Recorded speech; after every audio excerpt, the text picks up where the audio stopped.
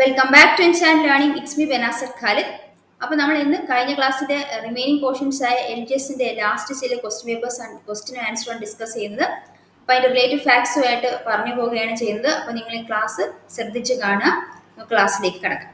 Hindustan Republican Association സംഘടനയുമായി ബന്ധമില്ലാത്തത് ഇതൊരു വ്യത്യസ്തമായ ചോദ്യമാണ്. ഹിന്ദുസ്ഥാൻ റിപ്പബ്ലിക്കൻ അസോസിയേഷൻ സംഘടനയുമായി ബന്ധമില്ലാത്തതാര്? അപ്പൊ സംഘടനയുമായി ബന്ധപ്പെട്ട ആളുകൾ നമ്മൾ അറിഞ്ഞിരിക്കും. അപ്പൊ ഹിന്ദുസ്ഥാൻ റിപ്പബ്ലിക്കൻ അസോസിയേഷനുമായി ബന്ധപ്പെട്ട ആരൊക്കെയാണ്? ചന്ദ്രശേഖർ ആസാദ്, ഭഗത് സിംഗ്, രാജ്ഗുരു. അപ്പൊ ഹിന്ദുസ്ഥാൻ റിപ്പബ്ലിക്കൻ അസോസിയേഷൻ സംഘടന ബന്ധമുള്ള നേതാക്കൾ ആരൊക്കെയാണ്?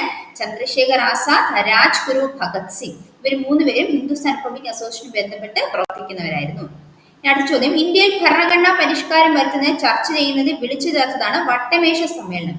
എല്ലാ വട്ടമേശ സമ്മേളനങ്ങളിലും പങ്കെടുത്ത വ്യക്തി ആരാണ്? എല്ലാ വട്ടമേശ സമ്മേളനങ്ങളിൽ പങ്കെടുത്ത വ്യക്തി ഡോക്ടർ BR അംബേദ്കർ ആണെന്ന് ഓർത്തുവയ്ക്കുക. ഇനി എന്താണ് വട്ടമേശ സമ്മേളനങ്ങൾ? ഇന്ത്യയിൽ നടപ്പിലാക്കേണ്ട ഭരണഘടനാ പരിഷ്കാരങ്ങളെ കുറിച്ചും സൈമൺ കമ്മീഷൻ റിപ്പോർട്ടിനെ കുറിച്ചും ചർച്ച ചെയ്യാൻ വിളിച്ചുകൂട്ടിയ സർവകക്ഷി സമ്മേളനമാണ് വട്ടമേശ സമ്മേളനം. അപ്പം ഇന്ത്യയിൽ നടപ്പിലാക്കേണ്ട ഭരണ പരിഷ്കാരങ്ങളെ കുറിച്ചും സൈമൺ കമ്മീഷൻ റിപ്പോർട്ടിനെ കുറിച്ചും ചർച്ച ചെയ്യാൻ വിളിച്ചുകൂട്ടിയ സർവകക്ഷി സമ്മേളനമാണ് വട്ടമേശ സമ്മേളനങ്ങൾ. പ്രധാനം 3 വട്ടമേശ സമ്മേളനങ്ങളാണ്. ഒന്ന് 1930, 1931, 1932. അപ്പം സൈമൺ കമ്മീഷനെ റിപ്പോർട്ടിനെ കുറിച്ചും അതുപോലെ ഇന്ത്യയിൽ നടപ്പിലാക്കേണ്ട ഭരണ പരിഷ്കാരങ്ങളെ കുറിച്ചും ചർച്ച ചെയ്യാൻ വിളിച്ചുകൂട്ടിയ സർവകക്ഷി സമ്മേളനമാണ് വട്ടമേശ സമ്മേളനം. അത് 3 പ്രാവശ്യമാണ് സമ്മേളനം നടന്നത്. 1930, 1931, 1932. ഇനി വട്ടമേശ സമ്മേളനയുടെ വേദി എന്നറിയപ്പെട്ടിരുന്നത് ലണ്ടനിലെ ജെയിംസ് പാലസ് ആയിരുന്നു. ഇനി വട്ടമേശ സമ്മേളനം നടക്കുമ്പോൾ ബ്രിട്ടീഷ് രാജാവ് ജോർജ് അഞ്ചാമനായിരുന്നു. വട്ടമേശ സമ്മേളനം നടക്കുമ്പോൾ ബ്രിട്ടീഷ് രാജാവ് ജോർജ് അഞ്ചാമനായിരുന്നു. ഇനി വട്ടമേശ സമ്മേളനങ്ങളുടെ അധ്യക്ഷൻ ആരാന്ന് ചോദിച്ചാൽ റാംസെ മെക്ഡോണൾഡ് ആണ്. ബ്രിട്ടീഷ് പ്രധാനമന്ത്രിയായ റാംസെ മെക്ഡോണൾഡ് ആയിരുന്നു വട്ടമേശ സമ്മേളനങ്ങളുടെ അധ്യക്ഷനായിരുന്നത്. അതുപോലെ തന്നെ ഗാന്ധി ഇർവിൻ ഉടമ്പടി ഒപ്പുവെച്ചത് 1931 മാർച്ച് 5-ന്. അപ്പൊ ഗാന്ധി ഇർവിൻ ഉടമ്പടി ഒപ്പുവെച്ചത് 1931 മാർച്ച് 5-നാണ്. ഈ ഗാന്ധി ഇർവിൻ ഉടമ്പടിയെ തുടർന്ന് സിവിൽ നിയമനങ്ങൾ പ്രസ്ഥാനം നിർത്തിവെക്കുകയും 2ാം വട്ടമേശ സമ്മേളനത്തിൽ ഗാന്ധി പങ്കെടുക്കാൻ തീരുമാനിക്കുകയും ചെയ്തു. അപ്പൊ ആദ്യത്തെ സമ്മേളനത്തിൽ നിന്നും കോൺഗ്രസ് വിട്ടുമാറി നിൽക്കുകയായിരുന്നു. 2ാം വട്ടമേശ സമ്മേളനത്തിൽ ഗാന്ധി ഇർവിൻ ഉടമ്പടിയുടെ ഫലമായിട്ട് സിവിൽ നിയമലംഘന പ്രസ്ഥാനം അവസാനിപ്പിക്കുകയും അതുപോലെ 2ാം വട്ടമേശ സമ്മേളനത്തിൽ ഗാന്ധി പങ്കെടുക്കുകയും ചെയ്തു. അപ്പോൾ അതുപോലെ 2ാം വട്ടമേശ സമ്മേളനത്തിൽ ഇന്ത്യൻ നാഷണൽ കോൺഗ്രസ് പങ്കെടുത്ത വട്ടമേശ സമ്മേളനം ഏതാണെന്ന് ചോദിച്ചത് 2ാം വട്ടമേശ സമ്മേളനമാണ്. 1931-ലാണ്. 2ാം വട്ടമേശ സമ്മേളനത്തിലാണ് ഇന്ത്യൻ നാഷണൽ കോൺഗ്രസിനെ പ്രതിനിധീകരിച്ചുകൊണ്ട് ഗാന്ധിജി വട്ടമേശ സമ്മേളനത്തിൽ പങ്കെടുത്തത്. അതുപോലെ 2ാം വട്ടമേശ സമ്മേളനത്തിൽ ഗാന്ധിജി അർദ്ധനഗ്നനായ ഫക്കീർ എന്ന് വിശേഷിപ്പിച്ചത് വിൻസ്റ്റൺ ചർച്ചിലാണെന്ന് ഓർത്തുവയ്ക്കുക.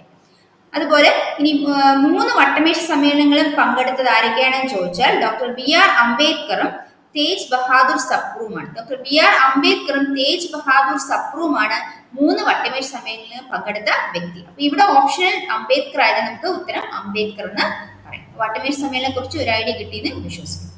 അടുത്ത, ഇന്ത്യൻ ഭരണഘടനാ നിർമ്മാണവുമായി ബന്ധമില്ലാത്തത് ആർക്ക്? ഇന്ത്യൻ ഭരണഘടനാ നിർമ്മാണവുമായി ബന്ധമില്ലാത്ത ആർക്കാണ്? ഡോക്ടർ S രാധാകൃഷ്ണനാണ് ഇന്ത്യൻ ഭരണഘടനാ നിർമ്മാണവുമായി ബന്ധമില്ലാത്തത്. മറ്റുള്ള ആളുകളെ നമ്മൾ നോക്കിയാൽ ഡോക്ടർ BR അംബേദ്കർ അല്ലെ ഇന്ത്യൻ ഭരണഘടനയുടെ ശില്പി എന്നറിയപ്പെടുന്നത്. അതുപോലെ തന്നെ എന്താണ് ഡ്രാഫ്റ്റിംഗ് കമ്മിറ്റിയുടെ ചെയർമാനാണ് ഡോക്ടർ BR അംബേദ്കർ അല്ലെ. ഭരണഘടനയുടെ ഡ്രാഫ്റ്റിംഗ് കമ്മിറ്റിയുടെ ചെയർമാൻ ഡോക്ടർ BR അംബേദ്കർ. അതുപോലെ തന്നെ സച്ചിദാനന്ദ സിൻഹ എന്ന ഭരണഘടനാ നിർമ്മാണ സമിതിയുടെ അല്ലെ താൽക്കാലിക അധ്യക്ഷനായിരുന്നു സച്ചിദാനന്ദ സിൻഹ. ഇപ്പൊ ജവഹർലാൽ നെഹ്റു ആണ് ഇന്ത്യൻ ഭരണഘടനാ നിർമ്മാണ വേളയില് ഇന്ത്യ എന്താണ് ഭരണഘടനയ്ക്ക് ഒരു ആമുഖത്തിന് വേണ്ടിയിട്ട് ലക്ഷ്യപ്രമേയം പാസ്സാക്കി അല്ലെ. 1946 ഡിസംബർ 14 മനസ്സിലാക്കി ജവഹർലാൽ നെഹ്റു ആണ് ഇന്ത്യൻ ഭരണഘടനയുടെ ആമുഖത്തിന് വേണ്ടിയിട്ട് എന്താണ് ലക്ഷ്യപ്രമേയം 1946 ഡിസംബർ 13 ലക്ഷ്യപ്രമേയം പാസ്സാക്കിയത്. ആ ലക്ഷ്യപ്രമേയം പിന്നീട് ഇന്ത്യൻ ഭരണഘടനയുടെ ആമുഖമായിട്ട് മാറുകയാണ് ചെയ്തത്. അതുപോലെ സച്ചിദാനന്ദ സിൻഹയെ കുറിച്ച് പറയുകയാണെങ്കിൽ എന്താണ് ഭരണഘടനാ നിർമ്മാണ സമിതിയുടെ താൽക്കാലിക അധ്യക്ഷനായിരുന്നു. അതായത് ആദ്യത്തെ സമ്മേളനത്തിൽ പങ്കെടുത്തത് അല്ലെങ്കിൽ ആദ്യ സമ്മേളനത്തെ അധ്യക്ഷൻ ആരായിരുന്നു വെച്ചാൽ ഭരണഘടനാ നിർമ്മാണ സമിതിയുടെ ആദ്യത്തെ സമ്മേളനത്തെ അധ്യക്ഷനായിരുന്നു വെച്ചാലും അത് സച്ചിദാനന്ദ സിൻഹയാണ് കൂടെ ഓർത്തുവെക്കുക. അപ്പൊ ഇത്രയും കാര്യങ്ങൾ നമ്മൾ ഭരണഘടനാ നിർമ്മാണവുമായി ബന്ധപ്പെട്ട് ആരൊക്കെയാണ് ഭരണഘടനാ നിർമ്മാണം ബന്ധപ്പെട്ടതെന്ന് നോക്കുമ്പോൾ നമുക്ക് മനസ്സിലാക്കേണ്ട കാര്യം. അടുത്ത ചോദ്യം, അതുപോലെ നമ്മൾ ജാലിയൻ വാലാബാഗ് കൂട്ടക്കൊലയെ കുറിച്ച് പറഞ്ഞപ്പോൾ ജാലിയൻ വാലാബാഗ് എന്ന് പറയുന്നത് പഞ്ചാബിലെ അമൃത്സറിലാണ് കൂടെ ഓർത്തുവയ്ക്കുക. അടുത്ത ചോദ്യം, നിർദ്ദേശ തത്വങ്ങൾ നടപ്പിലാക്കുന്നതിന് സമീപിക്കേണ്ട താഴെ തന്നിരിക്കുന്ന മൗലികാവകാശങ്ങളിൽ പെടുന്നവ ഏതെല്ലാമാണ്? അപ്പം അടുത്ത മൗലികാവകാശങ്ങളിൽ പെടുന്നത് ഏതൊക്കെയാണെന്ന് നമുക്ക് മനസ്സിലാക്കാം. മൗലികാവകാശങ്ങൾ ഇന്ത്യൻ ഭരണഘടനയുടെ 3-ാം ഭാഗത്തിലാണ് ഉൾപ്പെടുത്തിയിരിക്കുന്നത്. ഇന്ത്യൻ ഭരണഘടന 3-ാം ഭാഗത്തിൽ ഉൾപ്പെടുത്തിയിരിക്കുന്നതാണ് മൗലികാവകാശങ്ങൾ. ആർട്ടിക്കിൾ 12 മുതൽ 35 വരെയാണ് മൗലികാവകാശങ്ങളെ കുറിച്ച് പ്രതിപാദിക്കുന്നത്. ഇനി ഈ മൗലികാവകാശങ്ങൾ എന്ന ആശയം ഇന്ത്യ കടം കൊണ്ടിരിക്കുന്നത് അമേരിക്കയുടെ ബിൽ ഓഫ് റൈറ്റ്സ് എന്നാണ് ഓർത്തുവയ്ക്കുക. മൗലികാവകാശങ്ങൾ ശില്പി എന്നറിയപ്പെടുന്നത് സർദാർ വല്ലഭായ് പട്ടേലാണ്. അദ്ദേഹം 1931 കോൺഗ്രസിന്റെ കറാച്ചി സമ്മേളനത്തിൽ വെച്ചാണ് മൗലികാവകാശം എന്ന പ്രമേയം അവതരിപ്പിച്ചത്. അതുകൊണ്ട് 1931 കോൺഗ്രസ് കറാച്ചി സമ്മേളനത്തിലാണ് മൗലികാവകാശത്തെ പ്രമേയം അവതരിപ്പിച്ചത്.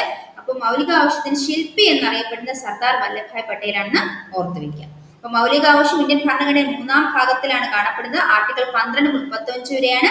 ഇനി ഈ ആശയം മൗലികാവകാശം എന്ന ആശയം ഇന്ത്യ കടംകൊണ്ടിരിക്കുന്ന അമേരിക്കയുടെ ബിൽ ഓഫ് റൈറ്റ്സിൽ നിന്നാണ്.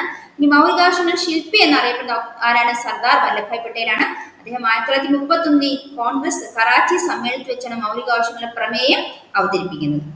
ഇനി അതുപോലെ ഇന്ത്യയുടെ മാഗ്ന കാർട്ട, ഇന്ത്യൻ ഭരണഘടനയുടെ 3-ാം ഭാഗം എന്ന മൗലികാവകാശങ്ങൾ ഇന്ത്യയുടെ മാഗ്ന കാർട്ട എന്ന് അറിയപ്പെടുന്നു. അല്ലെങ്കിൽ ഇന്ത്യൻ ഭരണഘടനയുടെ ആധാരശില, ആണിക്കൽ എന്നൊക്കെ അറിയപ്പെടുന്നത് എന്താണ്? മൗലികാവകാശങ്ങളാണെന്ന് മനസ്സിലാക്കുക. ഇനി മൗലികാവകാശങ്ങളുടെ സംരക്ഷണം എന്നറിയപ്പെടുന്ന ആരാണ്? സുപ്രീം കോടതിയുടെ മൗലികാവകാശങ്ങളുടെ സംരക്ഷണം എന്ന് മനസ്സിലാക്കുക.